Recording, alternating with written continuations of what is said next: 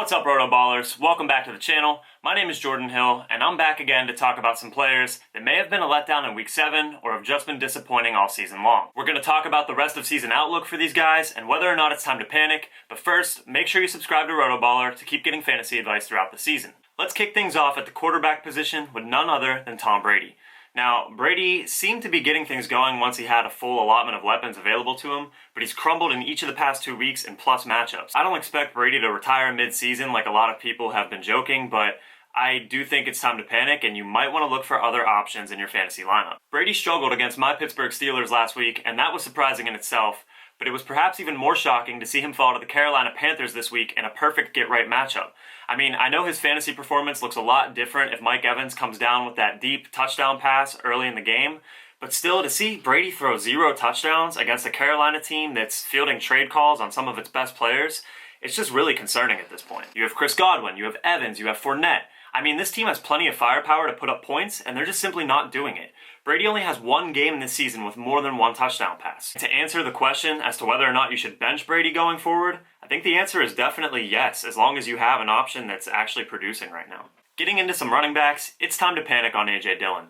I figured Week 7 would be the week of Aaron Jones after last week. He didn't really get a lot of touches. You had Matt LaFleur coming out talking about how they have to get Aaron Jones the ball more. You had Aaron Rodgers coming out saying they have to get Aaron Jones the ball more. I figured this would be a big game for him, but to see Dillon only getting 4 touches, 15 yards, no targets in the receiving game, and he really just hasn't produced since Week 1, it's 100% time to panic. You can't drop Dillon. We've seen how good he can be, especially if Aaron Jones were to go down with some sort of injury. Dillon would catapult himself into being at least a top 15 running back. But for now, I think he's best viewed as an Alexander Madison type of handcuff, and he's best left on your bench. The last running back I want to bring up, and it might seem a little silly, but I just want to give a vote of confidence to some fantasy managers out there that might be a little bit nervous. It's Jonathan Taylor of the Indianapolis Colts. Taylor returned in Week 7 after missing 2 games due to injury, and although he looked good, he only saw 10 carries, and he just hasn't been the number 1 overall fantasy pick that you drafted him to be. Still, we gotta look at the numbers here. He averaged 5.8 yards per carry against what has been a stout Tennessee run defense, and he saw 8 targets and 7 receptions. Albeit, it was only good for 27 receiving yards, but if Taylor gets this kind of usage in the receiving game going forward, he's going to be elite once again. The Colts lost this divisional matchup, and I think they're going to realize that if they want to be competitive going forward, they're going to have to get their best player more than 10 rushing attempts per game. Buy low on Taylor if you don't already have him, and if you do, hold tight. Keep firing him up as an RB1. His volume will come, the touchdowns will come as well. Getting into a wide receiver, it's been really tough sledding for Courtland Sutton in each of the past 2 weeks.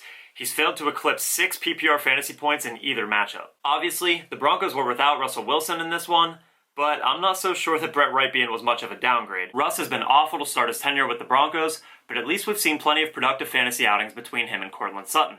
I just think that the recipe for success for Sutton was not there at all in this game, no matter who was under center, considering he was being covered for much of the game by one of the league's best corners in Sauce Gardner. I know that's high praise for a rookie, but just looking at what he's done so far this season, he's been dominant. Sutton did have 9 targets this week, and I think he'll continue to be the primary weapon no matter who is throwing him the football.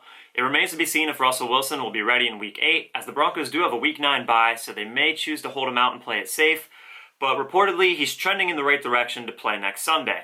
We'll have to wait and see. I think if Russell Wilson suits up, you can start Courtland Sutton as a wide receiver 2, high-end wide receiver 3 at worst.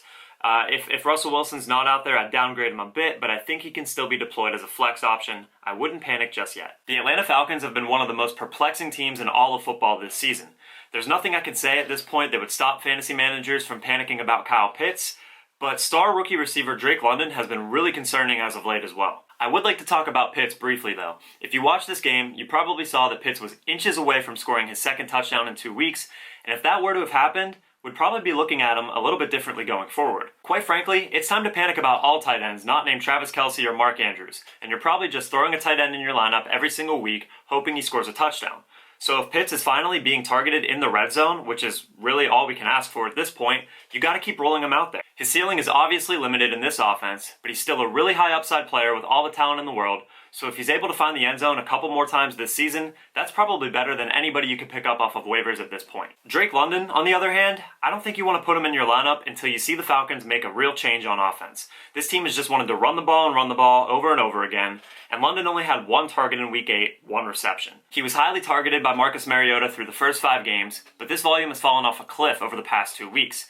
Now, the good news is that the Falcons lost this game, so maybe they'll finally make a change to their offensive philosophy and throw the ball more going forward. But I'd prefer to see it before I believe it. You gotta bench London for the time being. That'll do it for this week's video. Please drop a like if you enjoyed, and comment down below some players that you're starting to get worried about. Thanks again for tuning in, and if you have some players going in the Monday night matchup, best of luck.